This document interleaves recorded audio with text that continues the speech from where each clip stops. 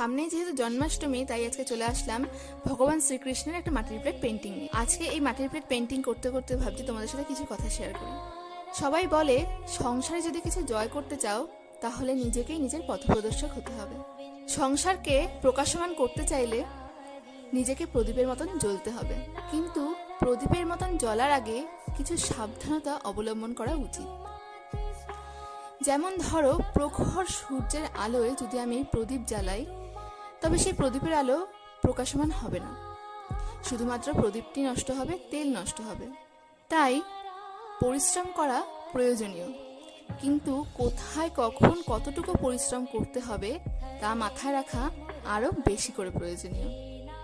যাই হোক, কথা বলতে বলতে আমার কাজটা প্রায় শেষের দিকে। আর আজকের কাজটা যদি তোমাদের ভালো লেগে থাকে তাহলে অবশ্যই কমেন্টসে জানিও, আর যদি ভালো লাগে বেশি বেশি করে শেয়ার করো, আর মন থেকে ভালোবেসে বলো রাধে রাধে।